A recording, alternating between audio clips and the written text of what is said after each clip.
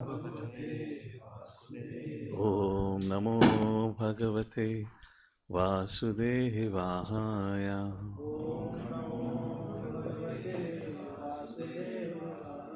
Om Namo Bhagavate Vasudevaya. Narayanam Namaskritya Naram Chaiva Narottamam Devim Saraswati Vyasam Tato Jayamudiraya Nashtaprayeshu Bhadreshu Nityam Bhagavata Sevaya Bhakti Uttama Shloke Bhakti Bhavati Nashtaki Krishnaya Vasudevaya Devaki Nandanaya Cha Nanda Gopal Kumaraya Govindaya Namo Namaha Om Jnanatimirandasya Jnananjana-shalakaya Chakshurunmilitam Yena Tasmai Shri Gurave Namah. Namo Vishnupadaya Krishna Krishnaya Bhutale Srimate Bhaktivedanta Swami Niti Namine Namaste Saraswate Deve Gauravani Pracharine Nirvishesh Shunivadi Vashatai Deshatarine Namo Mahavadanyaya Krishna Prema Padayate Krishnaya Krishna Chaitanya Namane Gauratase Namaha Vanchakalpa Tarubhyascha Kripa Sindhubhyevacha Patitana Pavanebhyo Vaishnavebhyo Namo Namaha He Krishna Karuna Sindhu Dinabandhu Jagatpate Gopesh Gopika Kanta Radha Kanta Namastate Tapta Kanchana Gauranga Radhe Vrindavanishwari Vrishabhanu Sute Devi Pranamami Hari Priye Jai Shri Krishna Chaitanya Prabhu Nityananda Shri Advaita Gadadhar Shivasadi Gaur Bhaktivinoda Hare Krishna Krishna Krishna Hare Hare Hare Rama Rama Rama Hare Hare. Hare Krishna. So we welcome everyone for today morning's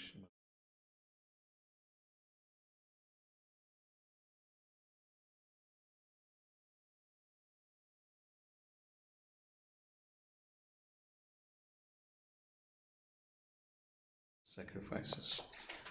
I'm just signing up in my Zoom account here.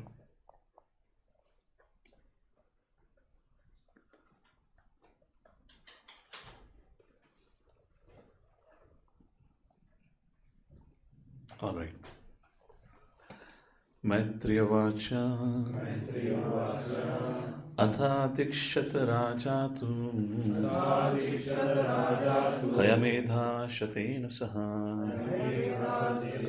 Brahma Varte Manushetri Yatra Prachi Saraswati. Translation. The great sage Maitreya continued, My dear Vidura, King Prithu initiated the performance of 100 horse sacrifices at the spot where the river Saraswati flows towards the east. This piece of land is known as Brahmavarta and was controlled by Swayambhuva Manu, like that. In this regard, what is this Brahmavarta land?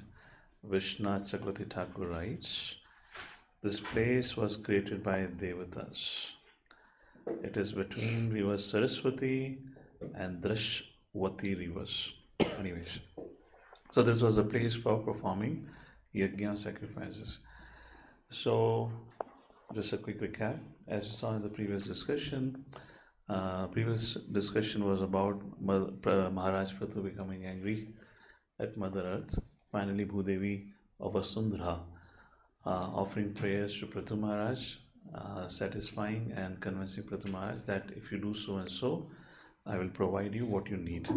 And she gave reasons why I stopped providing, because the praja had become very sinful. So that was the discussion, and she encouraged him to perform yajna like that, and those different devtas, sadhus, munis, etc. They performed their own prescribed yajnas, and they got their own gifts from Bhudevi.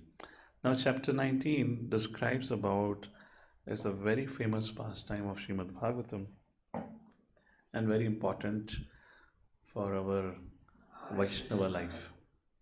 Hare Krishna. Kya hua? There's a second voice coming. So, in this chapter, Prithu Maharaj begins one of the very difficult yajnas, Ashwamedh yajna, and not once, but he has a target, he has a mission statement to complete 100 yajnas. According to Karma Kanda science, if somebody can perform 100 Ashwamedh yajnas, then they're qualified to become Indra. But to become Indra, the requirement is, so what happens with the practice of performance of Ashwamedh yajna? You cultivate piety. So it takes almost 100 Ashwamedh yajnas to cultivate the amount of piety to become qualified to become Indra. No interviews, nothing. That much piety, do it. And that is how whole the chapter begins like. So what is going to happen in chapter is Indra Dev becomes insecure. Now Indra, who is the king of the heaven, Indra, who is actually representing the Supreme Personality of Godhead, and on his behalf, he's acting as the king of all the Devatas, administrative heads like that, different department heads in this creation. So now Indra becomes insecure. Now, why Indra should become insecure when he already has enough? And Prithu Maharaj is performing yajna at earth, and Prithu Maharaj himself is a Shakti Vaishavatar. He is not looking forward to become something like next Indra or something, but Indra becomes insecure, and out of that insecurity, he attempts to kidnap the horse which was meant for the sacrifice for the 100th yajna. Now it's a pretty interesting storyline. Now, if in case Indra would have hampered Prithu's first yajna, again Prithu has a reason to become angry. At least ek to hone de. Right? At least let me be successful for once. Let me taste. It's a great honor and privilege. The rest of your descendants will glorify you that my great father or great grandfather performed Ashwamedh yajna. At least let me perform one. Now one is okay, one is needed. 2, 3, 4, okay. चौथे पे रोक देता तो ज़्यादा problem नहीं है. Imagine for 99, which means it should have been at least for close to 99 years or maybe long. Like that, approximately. And you're gonna be the only person on this earth, only one from your ancestors, and for your descendants to be proud of, that we had Prithu Maharaj. All of you can scoop in, some of you can move forward. The space to scoop in. So what was I saying? So just imagine Prithu's situation. Now Prithu Maharaj would be known for all the time to come in his lineage that he was the one who could perform 100 Ashwamedh yajna. And to perform 99 Ashwamedh yajna means how much endeavor, how much effort. And the goal was to perform 100 Ashwamedh yajna. And now comes Indradev. And he steals the horse. So I'm just opening the scene here. So do you all agree Prithu have all the right to become angry? यार 99 यज्ञ करा है तो अब यहाँ आके यज्ञ क्यों रोक रहा है? He has all the reasons to be angry. Now what could be the possible reason for Indra to become insecure? And this chapter focused on the topic of envy. Indra was envious, or Indra became envious considering the fact that Prithu Maharaj will become as powerful as him, and there is a chances that he might displace me from my position. How could I allow this to happen? And therefore, being driven by this feeling of envy, Indra goes on to make one mistake after another mistake. Although Indra is protector of dharma, Indra is supposed to favor brahmanas, etc. And that same Indra, because of his enviousness, became the cause of the spread of adharma. And then finally, the chapter goes on when brahmanas, they were tired of Indra's acts of stealing. They said to Prithu Maharaj, चिंता नहीं, हम अभी फूक मारेंगे अग्नि में, इंद्र दौड़ आ जाएगा, and उसको हम यहीं पे आहुति देके खत्म कर देंगे. We'll chant mantras which have never been chanted in the history. And they're so powerful, even Indra doesn't have the capacity to bypass it. And plus, Indra's power have already reduced because of performing sinful actions. By these mantras, Indra will come down and will burn him. Na rahega bas, na bajegi basuri. Chapter end, and we'll do the 100 sacrifice. They light up the fire, and they were about to utter the mantra. Immediately Brahmaji appears. Stop! Stop whom? Indra, stop, Pratumara, stop. And Brahmaji said, stop! He chastised Brahmana, then they come to Pratumara. Pratumara, enough. 99 yajnas done. No need to perform 100 yajna. How many of you are willing to listen to your authority like this? Nobody. Bolega, we change our mentor. We'll change the temple. Hell with you. Brahmaji said, stop. No need to perform 100 yajna. Please understand, it's a lifelong endeavor. And as I said, if Prithu was stopped at the 4th yajna, 5th yajna, ठीक है. 100 is too far off. ठीक है, पहले ही रोक दिया, अच्छा हो मेहनत नहीं कराई. 99 करने के बाद 100 पे रोका. And is about to get completed. Last minute. या तू 50 के पहले आ जाता कम से कम. Because 100 का एक बात ही अलग होता है. And Brahmaji said, stop. And then of course, we'll raise a question when we come to that part. Arey, what do you mean by stop? Brahmaji! Who is the culprit here? Who is the culprit here? Indra. You are not telling Indra stop. You are telling me to stop. I am doing what Vedas give, what Vedas describe. You have given Vedas. So I am doing what Vedas describe. And Indra is doing what Vedas do not describe. He is doing sinful action. It does not behoove him. You should tell him stop. Why are you telling me to stop? Brahmaji says, but you stop. Because he's not going to stop. Because in a state of consciousness, this is not the dialogue, I'm just adding into the story. Because Indra is in a situation where he's not going to listen. But you are in a state where you can listen. Because both of you are important. Both of you are part and parcel of the Lord. He's not an ordinary man. You know, the Ahuti, when you offer Yajna, Indra is one person or Devta whose Ahuti is compulsory. In fact, he is offered Ahuti on behalf of all the Devtas. That is his position. Being the king of the Devtas is what? The first Ahuti is offered to Indra because he is the king of the Devtas, like that. He said, see, he is not an ordinary person. He is the king of the Devtas. Vishnu has personally chosen him. You are Shaktave Shabda. You are also personally chosen. You both are same. So you both have to stop. Indra cannot hear because he is in this situation. If you continue doing this, Indra will continue to perform a sinful action. So therefore, I request you to stop. And the question comes, but what about my 100th yajna? Well, we'll answer at that time. I want you to keep thinking, what about that particular service? Why was I stopped? It's not such an easy thing. So let's take a look at the storyline. So this is how text number 1 describes. I'll give you a quick summary and then we'll come to the main topics. Let's take a look at text number 2. Important verse. Tat abhipritya bhagavan. The sound from the speaker doesn't look like my sound. Something is off with the speaker. Karmatishyam atmanaha Shatakraturnam mamashe Prato yagya mahosavam. So when the most powerful Indra, the king of heaven, saw this, he considered the fact that King Prithu was going to exceed him in fruitive activities. Too much pass. Thus, Indra could not tolerate the great sacrificial ceremonies performed by King Prithu. These are some very beautiful purports. I'll read out the purports.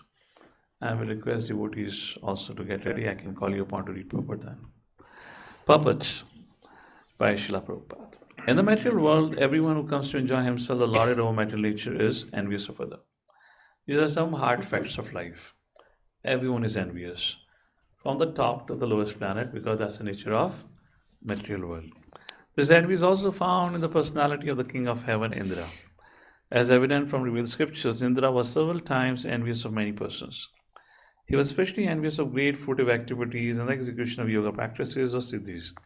Indeed, he could not tolerate them and he desired to break them up. He was envious due to fear that those who perform great sacrifices for the execution of Mr. Yoga might occupy his seat. Vishwamitra Muni, so many examples are there like that. Since no one in this material world can tolerate another's advancement, everyone in the material world is called Matsara, envious. So what is the material consciousness? When somebody becomes envious, either of your material progress or of spiritual progress, that is called as material consciousness. Then what is Vaikuntha consciousness?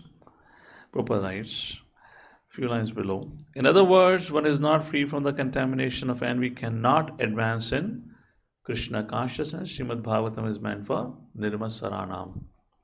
In fact, Bhagavad Gita is meant for Nirma Saranam. Krishna said, Arjuna, I am speaking to you because you are Anasuyave. Same word, non-envious. And Prabhupada writes, golden lines. In Krishna consciousness, however, if someone excels another person, the devotee who is excelled thinks how fortunate the other person is to be advancing in devotional service. Such non-envy is typical of Vaikuntha. However, when one is envious of his competitor, that is material. The Devatas posted in the material world are not exempt from envy. So if we can have some discussion and some thoughts here. So how can we practice this? Give me reasons why I should practice like this. Someone excels another person. Someone does more book distribution than me during the marathon. Someone could be from my own community, or it could be another temple doing better than I. Someone collects more funds for the service of the Lord. Somebody makes more devotees than I. Somebody can speak more eloquently than I, sing sweetly, play instruments nicely. He could be more famous on the online platform, XYZ, XYZ. So many things are there. If someone excels another person, the devotee who excels thinks how fortunate the other person is to be advancing in devotional service. Such non-envy is typical of Vaikuntha. Can we think of a few things? What are the reasons why we should be not rather envying, even seeing his good fortune? How can we, what's the reason of how should we do that? How should we practice non-envy? What could be, again, whatever service you're doing, imagine there is another person who is serving better than you. So there will be a little khatpat in the heart and the mind. अरे अभी अभी आया है, 6 महीने बाद आया, 5 साल बाद आया, मुझसे अच्छी सेवा कर रहा है. So what happens when we become envious? We'll see that what Indra did. But how to practice non-envy? How can you see that devotee excelling better than you? What could be some of the ways? What could be some of the thoughts? Yes? Let's begin with, where's the mic? Those of you online wish to share thoughts, so please raise your hand. Yeah. Hare Krishna Prabhuji. So one way is to think that eventually Lord is getting pleased. It is for the service of the Lord, and the objective is to please the Lord. And okay, so one thing is Lord is getting pleased. True, Prithu Maharaj was performing yajna. His intention purpose was through the completion of yajna, his praja will be happy, because then Devtas will provide it sufficient. Yajna is equals to material progress, 3rd chapter, right? So with that, in Prithu Maharaj will be able to perform his duty nicely, which means the Lord would be pleased. So somehow Indra at his place could not see that by disturbing the service of Prithu Maharaj, he is displeasing Lord. So what I'm trying to bring a point, which is a valid point, I believe that requires quite a bit of advancement to be able to think and act. Is it pleasing Krishna or not? Because Krishna factor is still too far off for us. It's, frankly speaking, is more of sentiment for us. We're trying to rationalize it, put it into a logical mind and whatnot. I would say better is it pleasing to Guru and Gauranga or not? Because with them we can still connect. Their pleasure, displeasure, we have an understanding of it if we are hearing from our Gurujans. So we can have some experience and understanding of the pleasure and displeasure. To say that Krishna, it will be very tricky. So let's make it that way. would be pleasing for our authorities or our Vaishnavas. Okay, good. What else?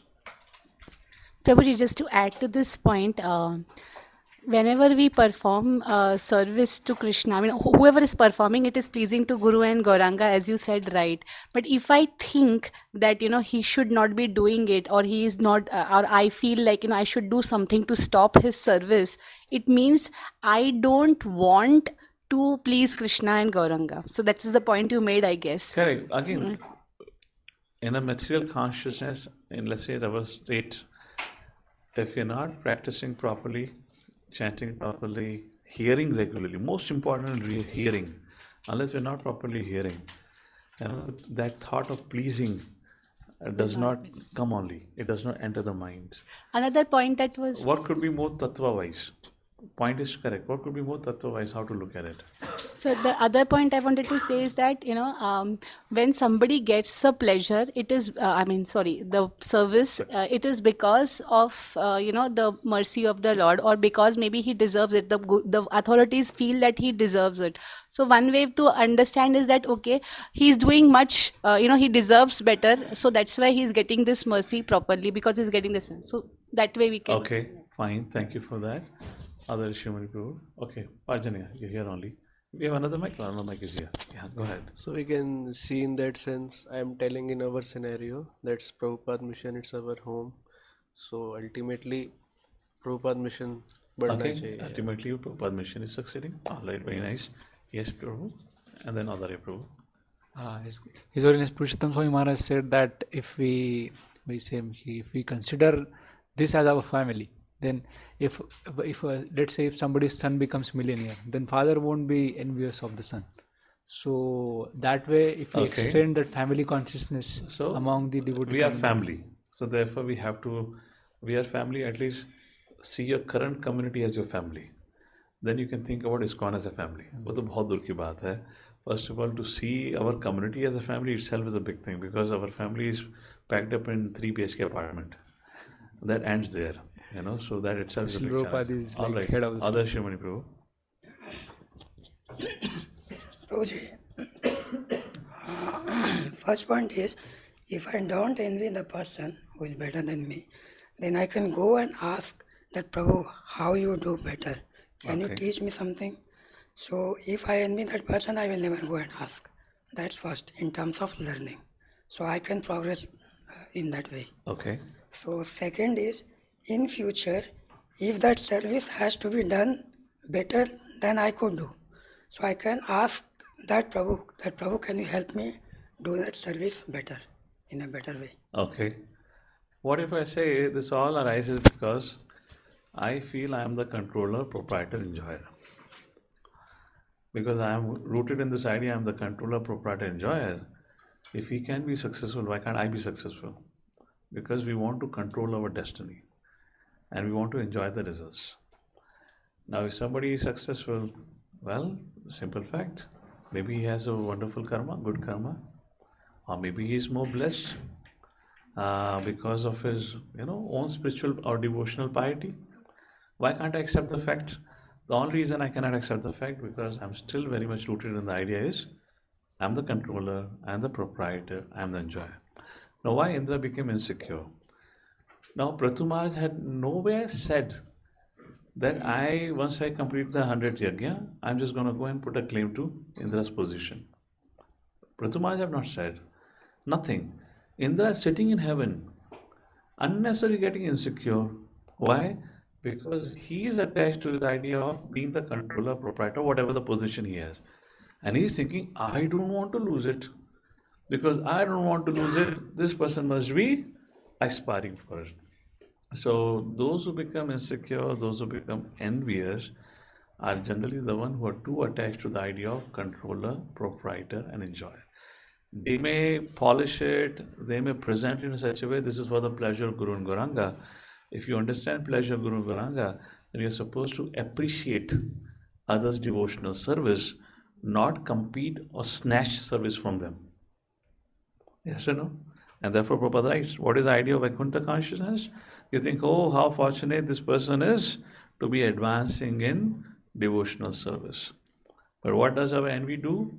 because everything else is whatever, the details, but the main point is because I still want to be the control, proprietor, enjoyer. I just don't want to leave that. An unnecessary person becomes insecure. That's what is happening. Otherwise, why would Indra, living in heaven and earth, why would he has to be bothered so much what's happening on the earth? Pratumaj is continuing. If he has done 99 yagas peacefully and he is offering ahuti, he is inviting all of you also to be part of it. Why Indra is thinking, oh, no, no, no. So when you are in material consciousness, which is, I am the controller, proprietor, enjoyer, that material consciousness would inherently bring insecurity or fear. That's the whole point here. I hope you got the idea. So if somebody becomes like this, this is called as material consciousness. What is material consciousness? The root is, he's too much caught up with the idea of, I am the controller, proprietor, and enjoyer. Let's continue forward now.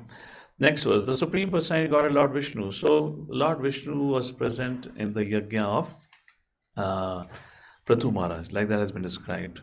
What happened when Lord Vishnu appeared? When Lord Vishnu appeared in the sacrificial arena, Lord Brahma, Lord Shiva, all the chief predominating personalities of every planet, as well as their followers, came with him. When appeared on the scene, the residents of Gandharva Loka, the great sages, and the residents of Apsara Loka all praised him. So now, next few verses, 5th and 6th, talks about who all accompanied the Lord, the Devtas, the Gandharvas, Vidyadharas, etc., etc. Coming to text number 7. So now Prathu Maharaj had performed 99 yajnas. So because that yajna, what was the result? Is described in text number 7, 8th and 9th. And Prabhupada does a very beautiful comparison of when you perform yajna, how the nature respond, and when you don't do yajna, which means Kali Yuga, how nature is responding. Text number 7. My dear Vidura, in that great sacrifice, the entire land came to be like milk-producing Kamadhenu.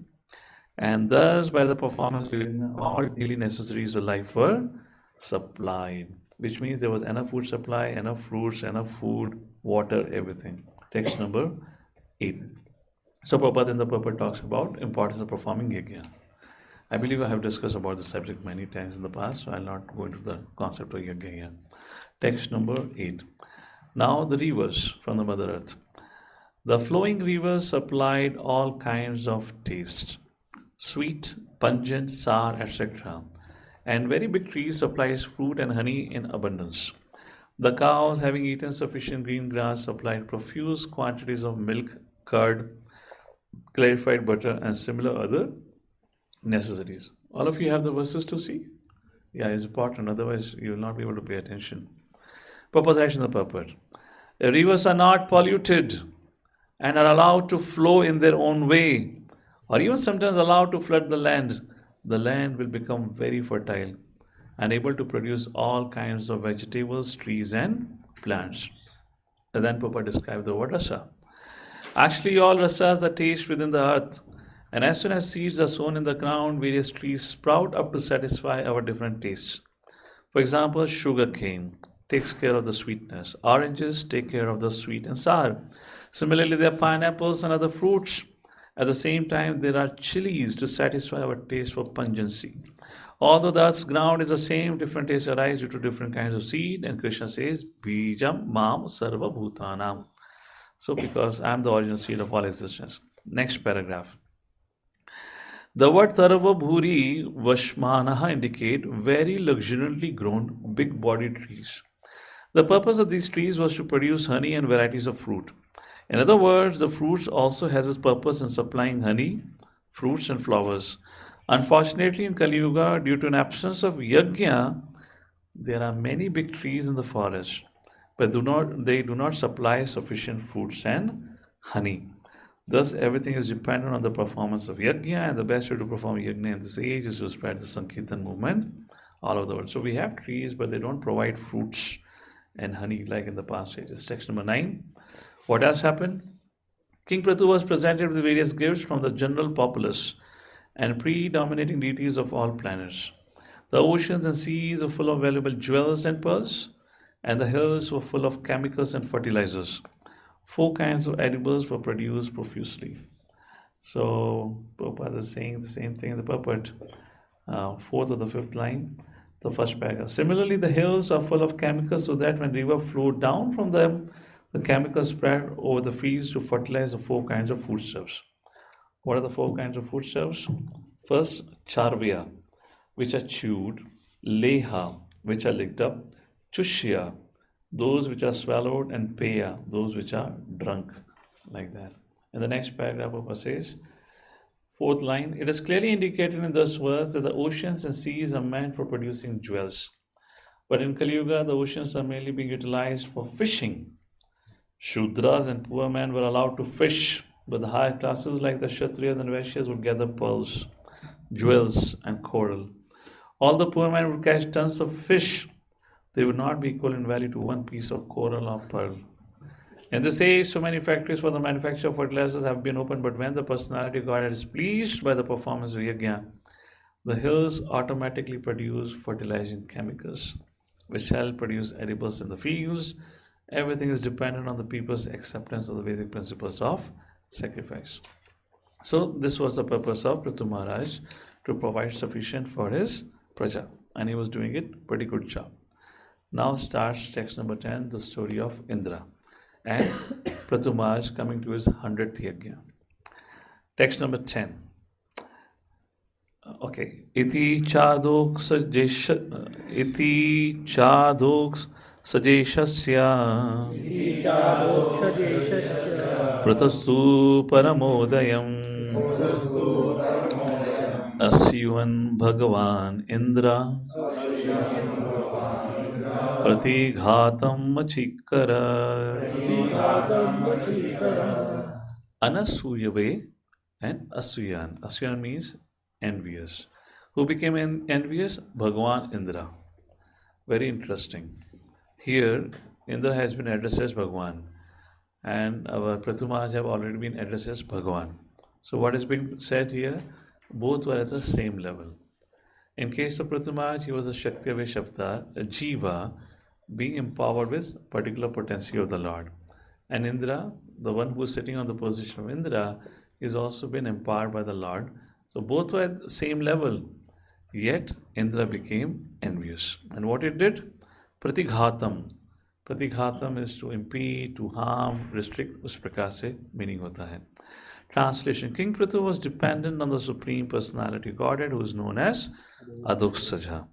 Because King Prithu performed so many sacrifices, he was superhumanly enhanced by the mercy of the Lord. King Prithu's opulence, however, could not be tolerated by the king of heaven, Indra, who tried to impede the progress of his opulence. So Prabhupada writes in the purports, first paragraph, last 4 lines. In this case, however, King Indra is addressed as Bhagwan because he has so much power in his hands. Despite his becoming Bhagwan, he is envious of the incarnation of God, Prithu Maharaj. Very important line.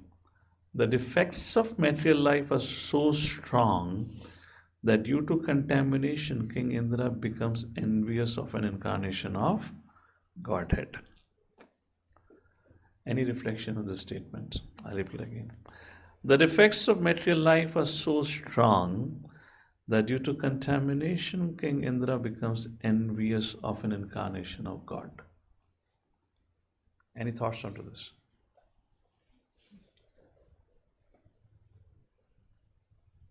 Yes, Kaushal Prabhu. Online audience? Anything? Where's the mic?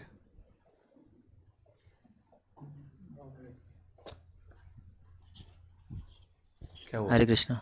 हाँ बोलिए. Here, I mean, Indra is basically puffed up with so much of power that if he sees somebody else having the same power, Correct. The defects of material life are so strong that due to contamination, King Indra becomes envious. The defects of material life are so strong. Reflect on that. What does it mean? Yeah, Parjanipriya Prabhu. The defect of material life is we think I am the controller, I am this body. So Okay. Indra is thinking the same. Fine, thank you for that. What if I say the defects of material life, and the statement has been mentioned here, is a warning for all of us. Don't think you have been practicing for XYZ year, you have become advanced.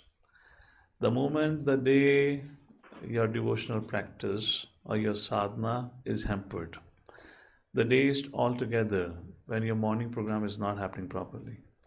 The day is all together when you're not chanting attentively. We're just simply digging our grave. It does not matter we have been practicing for how long, because we are surrounded by the contamination of the material world. And practice of Krishna consciousness, proper practice of Krishna consciousness, gives us strength to survive on an everyday basis. But if somebody is not paying attention, now because we all have been practicing for all this while, so we might have built up our certain level of immunity. Just like all of us would have had an experience, maybe you can reflect on it and say something on that. If in case there has been days passed by and we have not heard a lecture, how many of you have noticed that there is a threshold after which my consciousness begins to become more and more materialistic? How many of you have that experience? Raise your hand. And if you write down the number, and if I take inputs, you'll see everyone will have different number, because amount of immunity. And that amount of immunity have been developed not because you're chanting 16 rounds, because you properly followed morning program. Don't count on so much on your 16 rounds because I do by before midnight. So my 16 hours are protecting.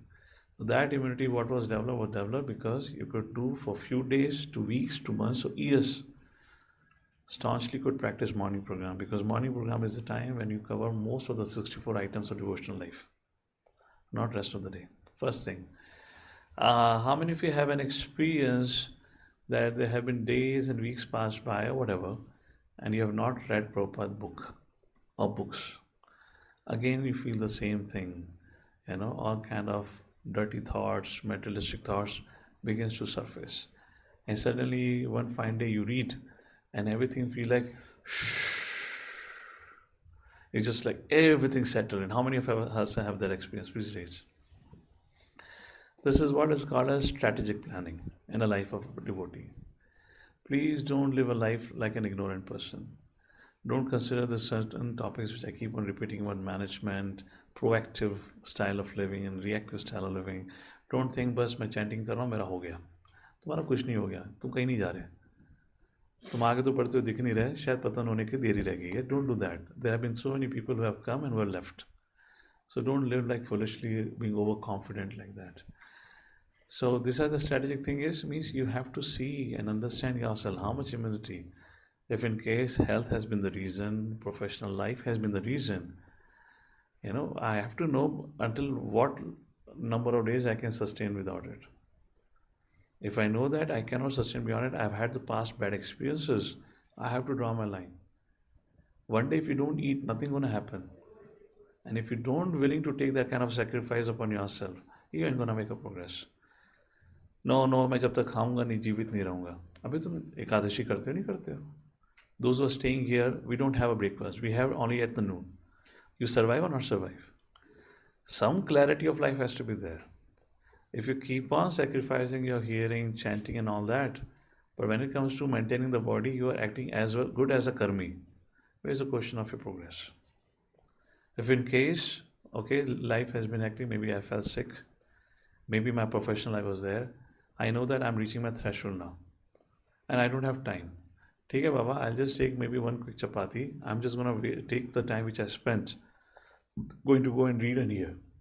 This is something which all of us have to do, and we have to become responsible enough for that. Don't count on others going to do it for you. Others going to come and remind you. Don't do that. Don't become so dependent on the community. You are supposed to take, and particularly those on renounced order, they are supposed to set an example. Don't become a burden of the beast. Don't become a bad example. You have to set an example of it, how you can take care of yourself and how through your life you are able to take care of others. Be very careful of this thing. Otherwise, we just cannot function. We cannot. So the defects of material life are so strong that due to contamination, King Indra. Bhai, Indra, once in a while he makes a mistake. Indra's life is huge. It's not that Indra is always sitting there envious. But the defects of material life is such, even Indra becomes envious, which means at once upon a time in the history, Indra became envious. And somewhere he might have kind of lost his battle against the Maya. He would have lost track of his whatever relationship with the Lord. And he became, so point is if Indra, Another thing that happened at Kanishta level now, we take Devtas so cheaply. That's another hallucination we live in. No Acharya has spoken like that. In fact, Rupa Goswami, and if you read the commentaries, they are so heavy about how we should be respectful towards Devatas. Somehow in the current culture, we have grown up seeing Devatas as in a comical sense. Maybe when we read about this mistake, we think like, Indra, fallen. Main kitna advanced. Baba, this is hundreds and thousands of years of life, and we don't know which Indra or which Kalpa. Of which, amount, whatever the lifespan of these Devatas are. We don't know of which. And when Bhagavatam speaks, Bhagavatam is speaking from all the time. You just keep hearing Indra, Indra, Indra. Poor Indra's position. We don't know who was sitting there made a mistake. This could be one particular Indra. One Indra who got into conflict with Vishnu. It could be another Indra. But because names are not given, can you imagine how respectful our Shastras are? They don't even name the person. They say Falana Dikana temple president. Now you can figure it out. Temple president or what? Some temple president or some ISKCON. No name is given. And now you think all temple presidents are Oscars because of Bhagavad. So no, we don't know which Indra. Was it the same Indra? Is it the same Kalpa? We have no idea about it. And हम मजे में subtle enjoyment लेते हैं. देखो, Surya Devta, Karun को शरण दी, all this. Be careful. These are great personalities. And therefore, when we read about their challenges, we don't become serious considering if they can't face challenges, mera kya? Hardly Kanishta would learn this lesson. Kanishta will think, Devta is not too sense gratifier. I mean, these stories are there to warn us, not to laugh at them. These are stories which are there for warning, as a warning for us to become proper. The defects of material life is so strong that due to contamination, King Indra became envious of an incarnation of God, which means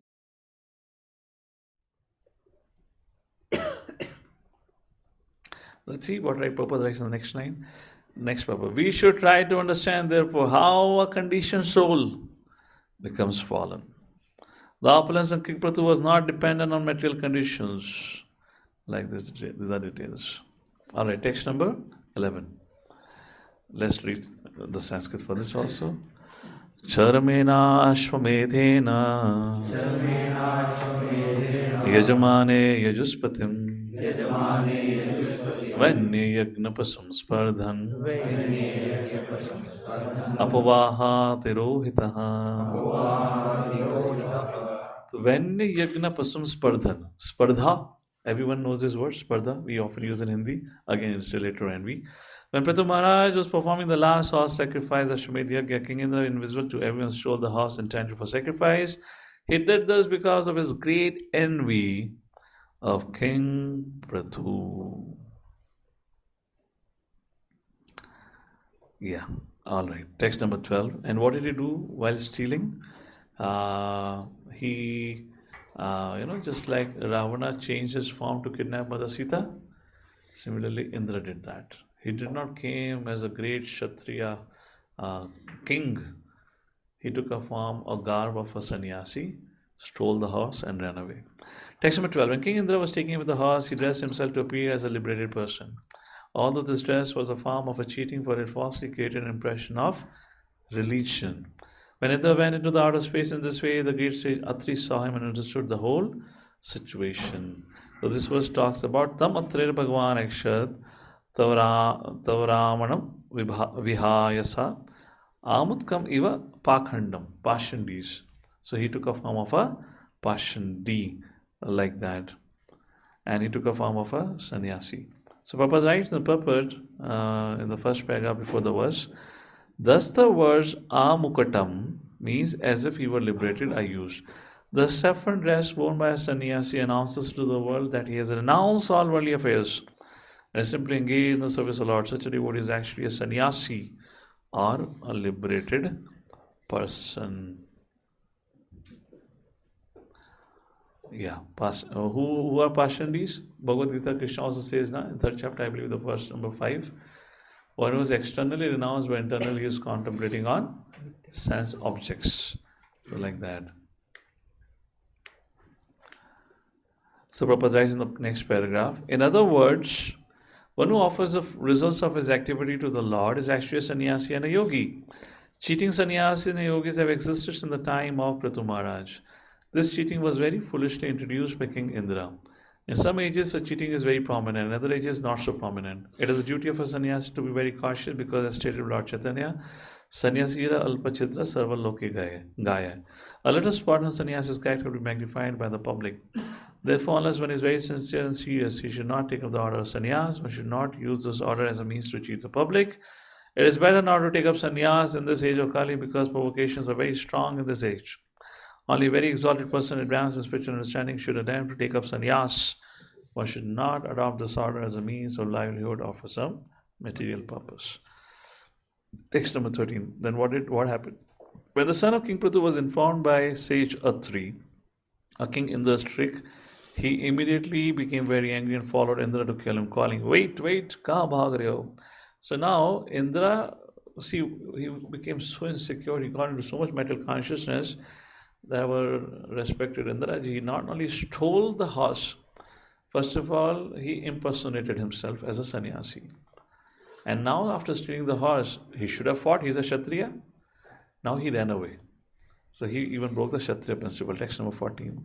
King Indra was fraudulently dressed as sannyasi, having knotted his hair on his head and smeared ashes all over his body. Upon seeing such dress, the son of King Prithu considered Indra a religious man and pious sannyasi. Therefore, he did not release the arrows. So he has put the arrows on his bow. He was about to shoot. Then he saw, "It's a sannyasi hai. No. How can I kill a Brahmana?" Text number 15. When Atri Muni saw that the son of King Prithu did not kill Indra but returned deceived by him, Atri Muni again instructed him to kill the heavenly king because he thought that Indra had become the lowliest of all devatas due to his impeding the execution of King Prithu's sacrifice. So there are different levels of authorities. Here is one level of authority for Prithu Maharaj, who is Sage Atri. And what Sage Atri is saying? You have to give the punishment. So, there are different levels of authority acting at different levels of consciousness, given different level of verdict. So for Prithu Maharaj, immediate authority is right now Atri Muni. And this Brahmana is saying we should kill Indra. Why? Because he has done a heinous act. He has become the lowliest of all. He doesn't deserve to stay alive. And we have to set an example. If you punish Indra, then in the future everyone will be scared to obstruct the yajna of a Brahmana. And now you will see ahead, Brahma, another level of authority comes. And he says, no, go for peace.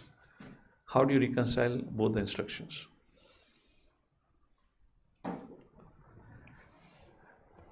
Yes? One says, kill Indra. Other authority comes and says, no, surrender to Indra. Surrender to the wish of Indra. What is that? Don't perform the 100 yajna. So what will you do?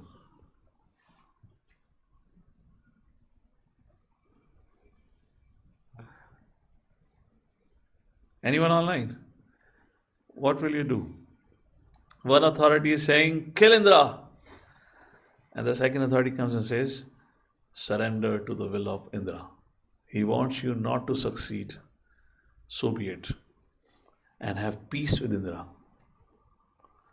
Let Indra's will or desire be fulfilled. And here the other authority says, no, kill him, punish him. Okay, how many of you agree both are correct? Atri Muni is correct so that nobody else will dare to take shelter of adharma.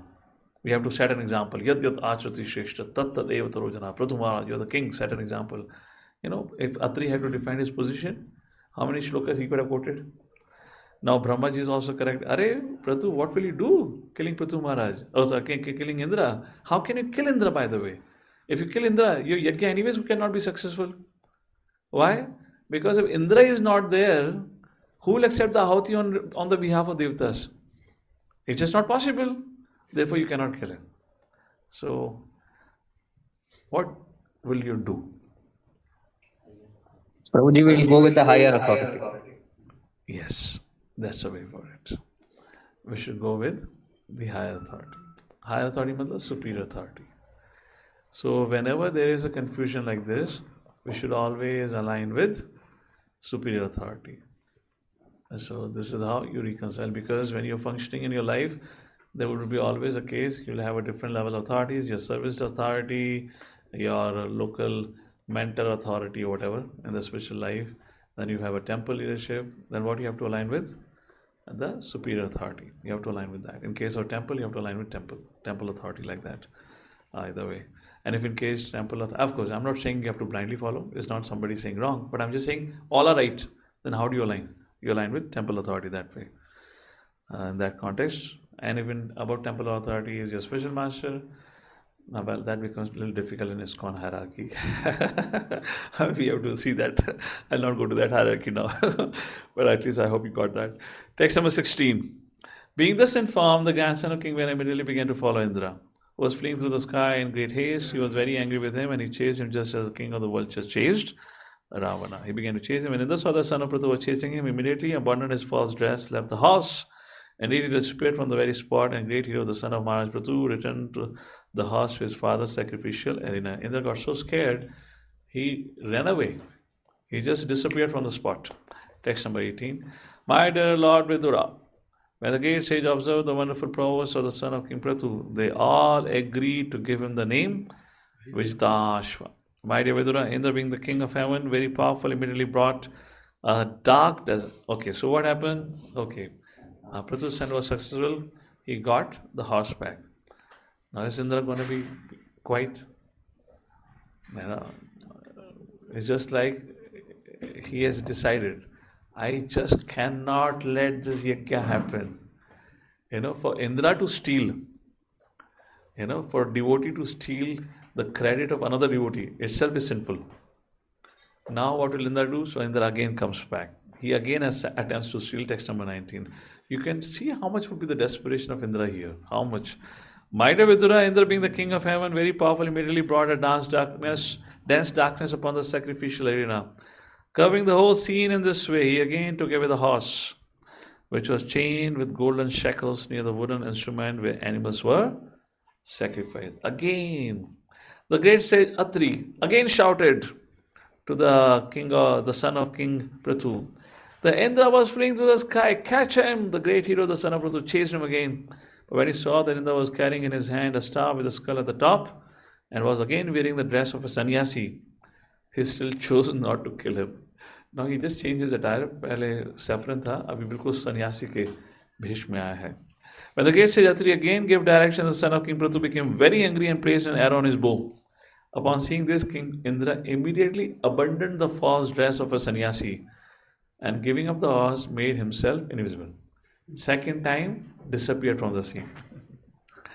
Now what happened? Because he had taken a false dress of a sannyasi, some false sannyas ashrams were created. And the next verse speaks about it, where in some path of renunciation, people remain naked. In some path of renunciation, like Buddhists, these are all adharmic. These are not Vedic aligned. Then the great hero, Vijitashva, son of King Prithu, again took the horse, returned to his father's sacrificial arena. Since that time, certain men with the poor fund of knowledge have adopted the dress of a false sannyasi, like Mayavadis. It was King Indra who introduced all this kind of false sannyasis. Prabhupada writes, there are even sannyasis who engage in illicit activities like intoxication, meat eating, gambling, and sex life. They eat meat, flesh, fish, eggs, just everything. And this is true.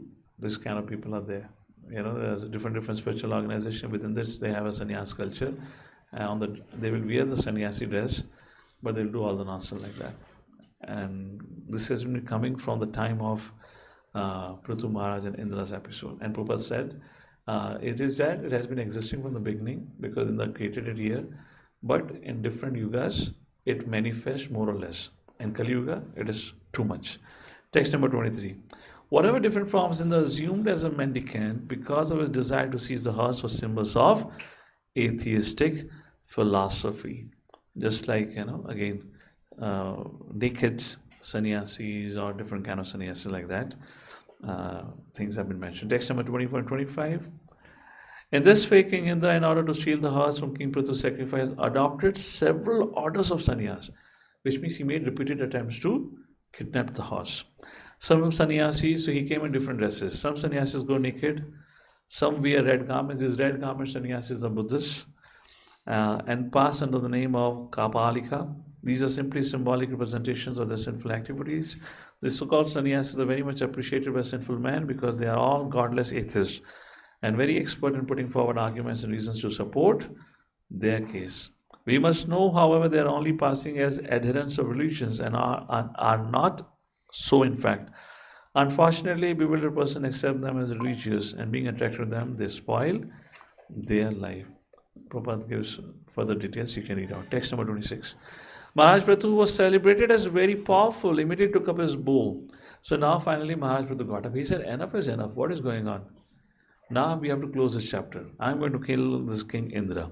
And immediately the sages got up and they said in text number 27, when the priests and all others who saw Maharaj Prathu very angry, prepared to kill Indra, they requested, "O great soul, do not kill him. For only sacrificial animals can be killed in a sacrifice. Such are the actions given by Shastras. You cannot do that, because you are the main person in the yajna. You cannot get involved in the act of violence." Text number 28. Very important point. Now, this is coming to the conclusion of the chapter. There's some very vital points comes here. Dear King, Indra's powers are already reduced due to his attempt to impede the execution of your sacrifice. So first point, one's power diminishes when he engages in sinful acts. Second, one's power, influence reduces when one attacks great souls. So here Brahmana says, the Indra have already lost his powers because he has attempted to impede the execution of your sacrifice. We shall call him by Vedic mantras which were never before used, and suddenly he will come. So like that, they propose that we will kill him, you don't have to do it. Text number 29. And now the Brahmana is prepared to kill, and Brahmaji appears on the spot and forbids the Brahmana from chanting the mantra. Text number 30. And Brahmaji says, Lord Brahma addressed them thus. This is again a beautiful point in terms of taking care of community. My dear sacrificial performers, you cannot kill Indra, the King of Heaven. It is not your duty. You should know that Indra is as good as the Supreme Lord. Indeed, he is one of the most powerful assistants of the Lord. You are trying to satisfy all the Devtas by the performance of this yajna, but you should know that all these Devtas are but parts and parcels of Indra, the King of Heaven. How then can you kill him in this great sacrifice? So your first ahuti has to be for Indra. How can you kill Indra if there is no Indra? How will your yajna be successful? Okay, now what are the reasons for Brahma when he says to Prathu Maharaj to stop? Now text number 31 he says, in order to make trouble and impede the performance of King Prathu's great sacrifice, King Indra has adopted some means that in the future will destroy the clear path of religious life. I draw your attention to this fact. Why I draw your attention to this fact? Prathu Maharaj, you were born to establish dharma. Your birth was for the purpose of establishing dharma because your father, King Vena, was highly irreligious and he was killed by the Brahmanas for the sake of establishing it. So your purpose of your life is to establish dharma, but by your attachment to perform the 100th yajna, you have got distracted from the purpose of your life. See what a deep point here Brahmaji is making. By Prathu Maharaj, why were you born? You born to protect dharma, you born to establish dharma. But with your idea, see, whatever you wanted, you have already achieved in 99 yajnas. 100 yajna, of course, is an incredible task, no doubt about it. But whatever you wanted, you have accomplished, your praja is happy, everything is good. But if you continue to your desire to perform the 100th yajna, Ashwit yajna, what's going to happen? The purpose of your birth would be wasted. You were born to establish religious principle, and Indra will continue to resist and will continue to create more and more adharmic condition. If you oppose him any further, second point, he will further misuse his power and introduce many other religious systems. So what Brahma is doing, he is trying to avoid bringing out worst out of insecure people. So he said, well, Indra is insecure. Let's not make him more worse, because he will further create problems. So if he wants that not to happen, so be it. Because you cannot really do much about it, and you cannot kill Indra also if you think you have the capacity. And if you continue your attempt to perform the 100 yajna, you're gonna make him more insecure, and he will do more and more wrong things. Our whole purpose will be spoiled. That's the first point about it. Text number 32. Let there be only 99 sacrificial performance for Maharaj Pratu, Lord Brahma concluded. Lord Brahma then turned towards Maharaj Pratu and informed him that since he was thoroughly aware of the path of liberation, what was the use in performing more sacrifices? So, Pratu Maharaj, you want to perform 100 yajna? And the reason for performing 100 yajna, the difference between 19 and 100 yajna is whatever you wanted, the result of sacrifice, you already got it. From that point, 19 and 100 would make no difference. But in your personal understanding and estimation, 100 yajna will bring a great sense of honor to you and to your family. But you're missing the point. If you let go and you allow Indra's wish to succeed, that will bring a great fame to you. Then you continue resisting Indra, because people will say Pratu was so great, he let go his 100th yajna just to cooperate with Indra. That will be far greater fame. That will make you more famous. See, point is, among whom we want to become famous? Among whom we want to become famous? We want to become famous among devotees, or we want to become famous among non-devotees? Prabhu, we don't care. I need fame. I just need fame, whoever it is. I want YouTube likes. वो fake हो, real हो, जो भी हो. So here, this is the idea. This is the background why Brahma and Atri Muni, they both are differing in their decision. Atri is like, no, you should perform 100 yajna. You deserve it. And Brahma is saying, if you do it, your fame would be spread all over the world, all the 3 worlds. And Brahma is saying, your fame will spread more for 2 reasons. One, because you cooperated with Indra. Second, because of my blessing, I'll be pleased and I'll bless you. These were the understanding, and therefore there was a difference in understanding. Text number 33. Lord Brahma continued, let there be good fortune to both of you, for you and King Indra are both part and parcel of the Supreme Personality of Godhead. Therefore you should not be angry with King Indra. Text number 34. Again, very important verse. My dear king, do not be agitated and anxious because your sacrifices have not been properly executed due to providential impediments. Kindly take my words with great respect. Brahmaji, how providence? I can see Indra doing it.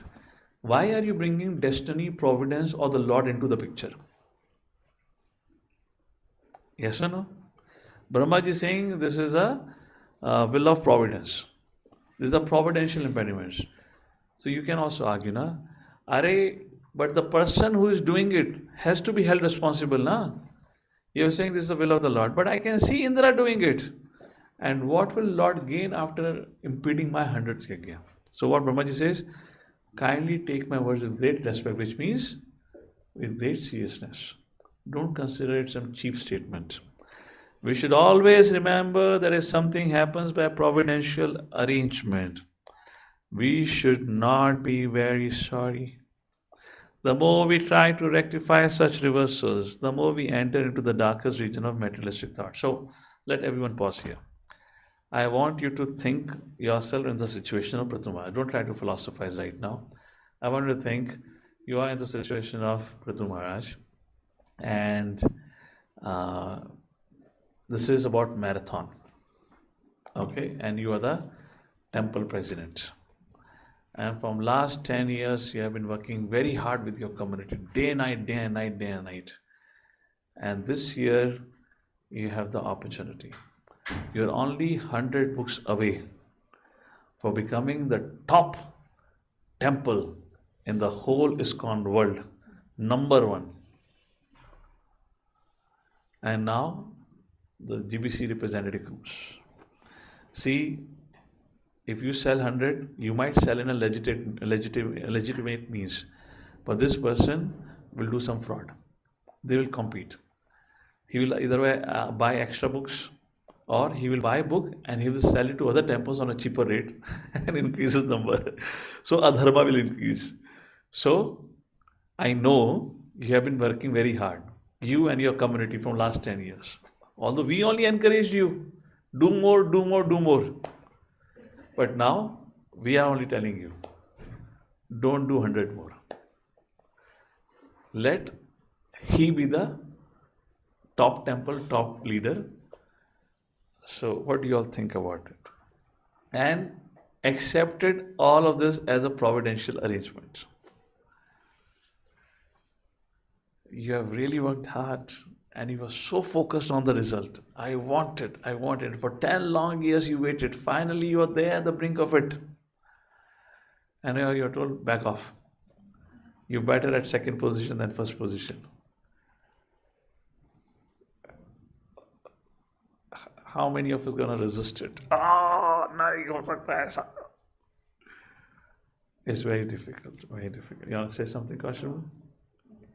Yeah, go ahead. Whatever you want to answer. What are others' thoughts onto this? Yes? I was just saying that you said how many will you raise, so I was just reading. Okay, raising hand that way. Okay. I thought you were hand something. I was wondering, did I ask a question? So I got confused. So therefore, this kind of stories are very important. When we are faced with circumstances like this in our life, we all would be. As and when you become leaders in your capacity. So when such kind of decision making has to be there, are we willing to put faith in our authority and follow? See, Pratu could have said, Brahmaji, but why should I trust you?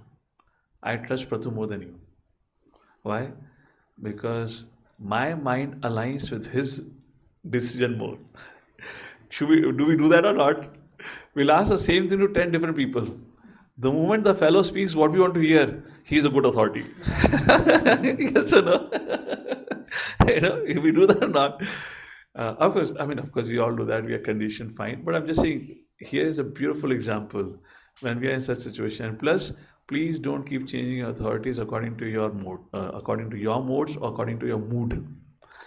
If you want to get purified, if you want to grow, you have to function under one authority for a significant amount of time. Then only your false ego will get purified. The moment your false ego is punctured, okay, I change. Then it's very difficult. So I hope you're able to little bit empathize and understand Pratu's situation. The more we try to rectify such reversals, the more we enter into the darkest region of materialistic thought. So our leadership is telling us, the more you try to compete with the temple to become number one, the more you'll be caught up into the game of numbers. You'll not think about why are you distributing books. Your purpose would be lost. Text number 35. We're concluding 3-4 verses, so I'll conclude that. So this chapter is over. Lord Brahma continued, stop the performance of these sacrifices, for they have induced Indra to introduce so many religious aspects. You should know very well that even amongst the demigods there are many unwanted desires.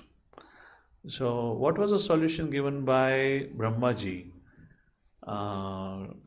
to counteract the envy of Indra? You stop competing. You stop, let him be number one. Sometimes this is also a solution, which may not seem like a solution. Not competing or not completing your service is also a solution. And therefore that can only be understood by a person who is not into that scene, who is not attached to the idea that I want that result. Only that person. So Brahma is saying this is what is best interest.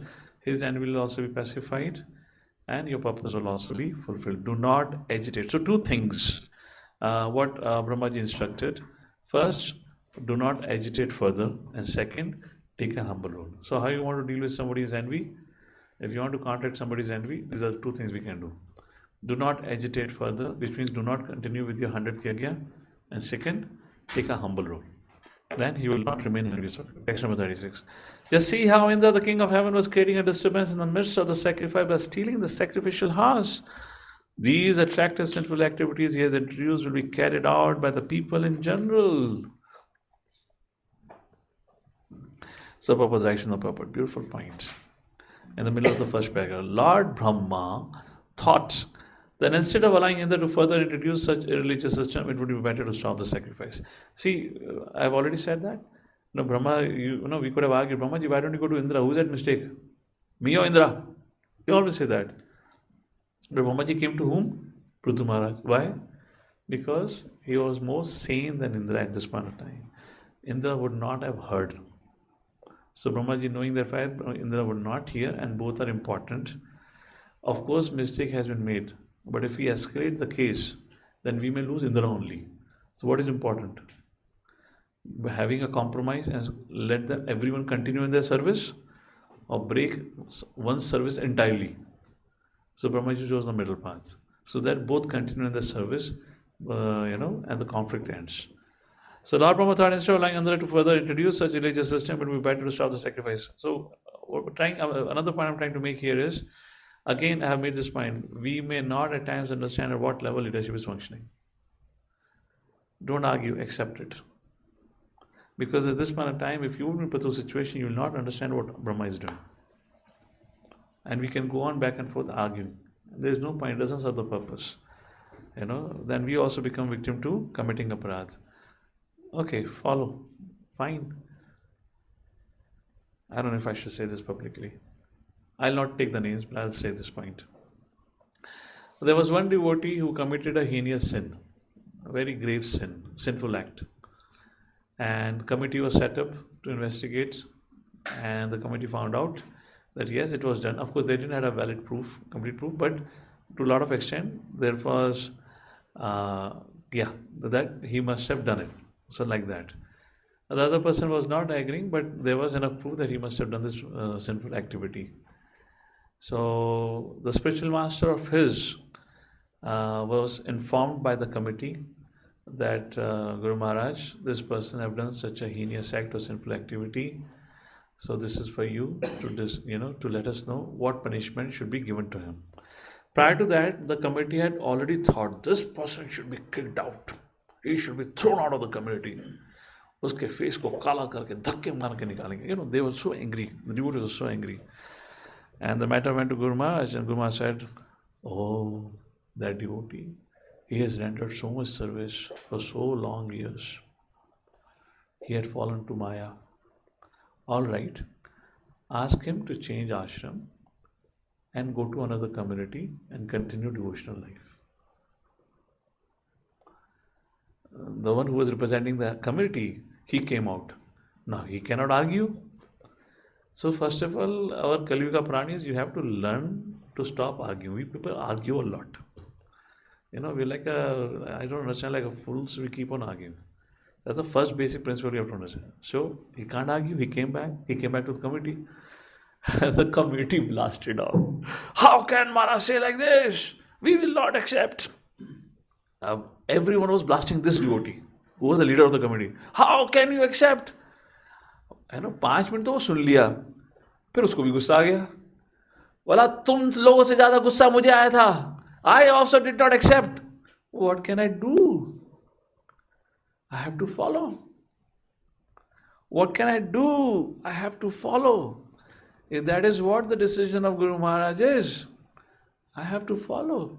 And if you have a problem, you can go and speak. The other would say, no, we'll go have Maharaj will say the same thing. What is the point? What is the point of going? So what is the point of fighting here now? So what do you have to do? So Prabhu said, our leader said, committee leader, he said, see, I know I'm so unhappy. Maybe I'm more angry than all of you. I would probably want more severe punishment for that person. But we have to follow. This is the culture of Vaishnava. There's just you can't just keep on cat and dog game. So this whole idea that unless I understand everything, it will not work, it doesn't happen like this. Do you think Prithu would have understood? If you put yourself in a situation, Prithu Maharaj, do you think you would have understood? Stop it. Why are you coming to me? Did I do anything wrong? The first thing people say, when they make a mistake, then they justify their action. Then they argue. Can you imagine how much Kali Yuga Prani would argue when he's not at mistake? Yes or no? Reflect within your own consciousness. How much we argue and justify ourselves, even when we are a mistake, we keep on justifying, no mistake, aisa hua, waisa hua. Imagine when Prithu is not at mistake. How much reasons he had to argue? And he just did not argue. So the point is that Prathu would have understood Brahma's situation. We don't know, but point is, in our situation, we would have never understood. So there would be so many circumstances in our life which we may not understand. It could be unpalatable. Oh, how can this decision be made like this? No, we have to accept. We cannot revolt. That's a very wrong culture, and somehow this is seeping in our current culture of Krishna consciousness. I can't make those issues public here. Our low-level managers, they keep on saying, "Oh, we'll not accept the decision of the body. How can they make this decision? They're not understanding what's going to happen on the ground and all that." So it's very unfortunate when things happen like this. So here, Prithu Maharaj, a similar stance, fine. This is the point. Text number 37. Very beautiful point again. O King Prithu, son of Vena, you're the part and parcel expansion of Lord Vishnu. Due to the mischievous activities of King Vena, religious principles were almost lost. At that opportune moment, you descended as an incarnation of Lord Vishnu. Indeed, for the protection of religious principles, you appear from the body of King Vena. Not losing sight of our goal while tackling challenges. So, Brahmaji is now reminding Prithu Maharaj of his goal. Your goal is not, your purpose of your birth was never to perform Ashwamedh Yajna, 100 Yajna. Your purpose of your birth was establish Dharma. So you might have seen in our meetings, I often say, come back to purpose. Come back to purpose. Stick to purpose, then you talk. Otherwise, there are so many tangents. So like that in life, it's very easy for us to get distracted. So here, Brahmaji is saying, don't get distracted with this need for success and fame, which 100 Yajna will perform. Your goal of your life is establish Dharma, and because of your pursuance for the 100 Yajna is creating a Dharma, this is another reason why you should stop now. Text number 38. O protector of the people in general, please consider the purpose of your being incarnated by Lord Vishnu. The religious principles created when there are but mothers of so many unwanted religions. Please therefore stop these imitations immediately. In other words, Brahma is telling, please realign with your purpose. Please realign with your purpose. So when you are caught up in such situations, please realign yourself with your, what is the purpose for which you are rendering service. That is to please Guru and Gauranga.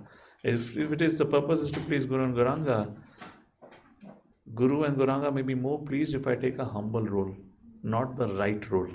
Everything is right is not always correct. So maybe if I take a humble role, maybe that is better. Because, so we should have, unless we define a purpose, how can we have a purpose? Sometimes we just live our life like that. So that's the idea. So realign with your purpose. Another very important instruction.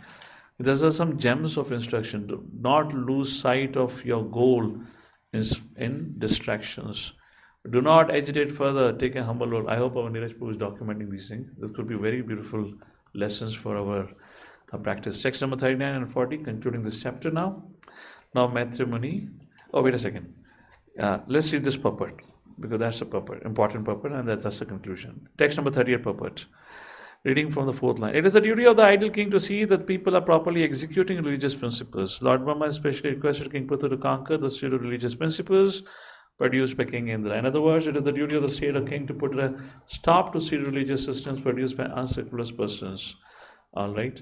2 lines later, Lord Brahma requested Prithu Maharaj to desist from his unnecessary competition with Indra, who was determined to stop Prithu Maharaj from completing 100 yajnas. Now, Prithu Maharaj was never competing with Indra. But what to do? Indra is taking like that. So stop competing now. And now because you're bent on completing 100 yajna, it means you're competing. Stop. Who was determined to stop Prithu Maharaj from completing 100 yajnas. Instead of creating adverse reaction, it was better for Maharaj Prithu to stop the yajnas in the interest of his original purpose as an incarnation. So what is our original purpose of practicing Krishna consciousness? How would we define? What is our original purpose? Original purpose, not side purpose. Like my side purpose right now is to set up a temple. Daily I'm moving here and there to look for lands. What is our original purpose? To reawaken. कौन बोला back to godhead? थोड़े रुको यहाँ पे, अभी सेवा करो यहाँ पर, फिर जाना बैक टू गॉडेड. I'm just joking. Yeah, back to gॉडेड, fine. So main purpose is to reawaken our lost relationship with the Lord. More or less same. Going back to God is also fine, no problem. We're not denying you moksha. To reawaken our loving relationship with the Lord is a purpose. And for that, how do we do that? Das anudas. To become the servant of the servant of the servant. So these are the way we function. So anything when conflict happen, we have to catch on to those principles. Then only you can deal with it. Otherwise, all the best. You're going to have a lot of suffering in your life. You'll have a lot of suffering, a lot of complaints, a lot of fights, a lot of argument. You're going to keep protecting your ego. You're going to keep polishing your false ego. End product would be very terrible. You will look back 20, 30 years I have spent in the movement. Nothing happened. I am still raw and bitter mango as I was before. Only thing is some dust have been removed from top, but I have not yet ripened up. So, yeah, the purpose was to establish good government and set things in the right order. Text number 39 and 40, we conclude the chapter here, and 41, 42. So now Maitreya concludes. So what did Prithu Maharaj did? So great sage Maitreya concludes. When King Prithu was thus advised by the Supreme Teacher Lord Brahma, he abandoned his eagerness to perform yajna with great affection, concluded a peace with King Indra. Wow, this is greatness. No arguments, no discussion, accepted it, and immediately became loving towards King Indra. After this, Prithu Maharaj took his bath, which is customarily taken after the performance yajna, and received the benedictions and due blessing of Devatas, who were very pleased by his glorious activities. Text number 41, 42. With great respect, the original King Prithu offered all kinds of rewards to the Brahmanas present and sacrifice. Since all these Brahmanas were sacrificed, they gave their heartfelt blessings to the Indra, to the king. All the great sages, text number 42. And the Brahmana said, O mighty king, by your invitation, all classes of living entities have attended this assembly. They have come from Pitraloka, heavenly planets, and great sages, as well as common men have attended this meeting. Now all of them are very much satisfied by your dealings and your charity towards them. So what happened? By following the instruction of Brahma, Prithu Maharaj received ample of blessings from Devatas, from the Brahmanas, and all the assembled Prajas. Thus ends the Bhaktivedanta, the purpose of the 4th canto, 19th chapter of the Srimad Bhagavat, entitled King Prithu's 100 horse sacrifices. Hare Krishna, Krishna Krishna, Hare Hare, Hare Ram, Ram Ram. You can mark this chapter for yourself. Whenever there is a conflict, come back. Or else you can save Neeraj Poo notes whenever he shares. You can mark that with this for this discussion. Prithu Maharaj, realign with your purpose. Being right is not always right, like that. Following the authority, even if you don't understand it, this is beyond logic, beyond rationality. That is the time of your surrender. Surrender and move forward. Hare Krishna. With that, I pause here for today.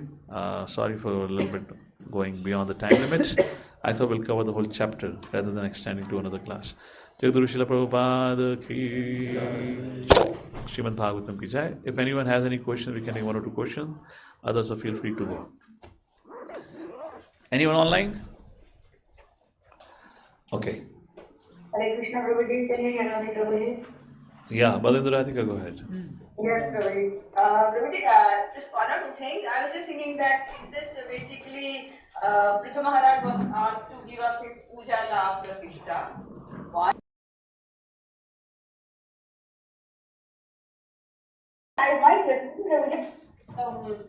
Supposing a leader is there, generally what they will try to do, somebody is little weak, okay, we'll try and we will convince them to give up whatever their action rather than going with a stronger person, and but they will not listen, we know. So this is generally we find sometimes in leadership. So how do we go about it, or how do we handle such situations? Should we even accept, okay, the leader has told you, go by it? But yeah, because if the leader doesn't want to take any panga with the other person, they may take such a decision also. Okay, I mean, yeah, it's a very tricky question because a very broad question you're asking without much details to it. So therefore, everything has to be seen case by case. You cannot generalize an answer for it. And if in case, first of all, of course, this was a very extreme level case with Prithu Maharaj. So there could be definitely a lot of attachment Prithu Maharaj may have with the 100 yajna, no doubt about it. In our life, I would say, let's begin to practice with little things of surrender that we can do.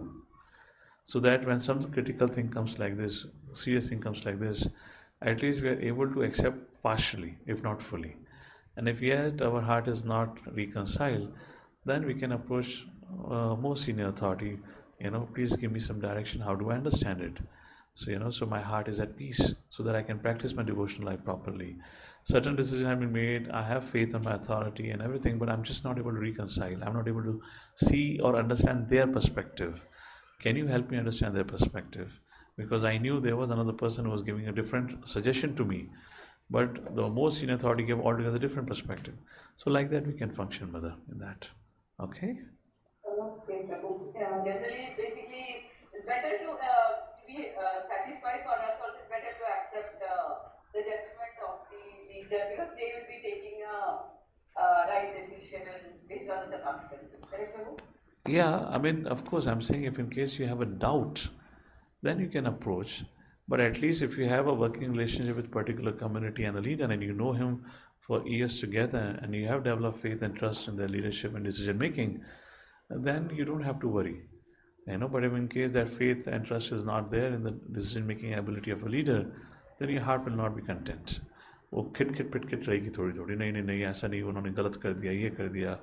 जैसे आपने कहा, maybe the leader didn't want to take with पंगा with another party, मैं थोड़ा weaker हूँ, मेरे संग injustice हुआ है, all that material contamination will come forward. So if that is troubling, then you can take guidance from another senior leader and reconcile with that. Okay, that has to be in case to case. Thank you. So we'll pause here. Thank you for everyone's kind attention. Jagad Guru Srila Prabhupada ki Jai. Hare Krishna.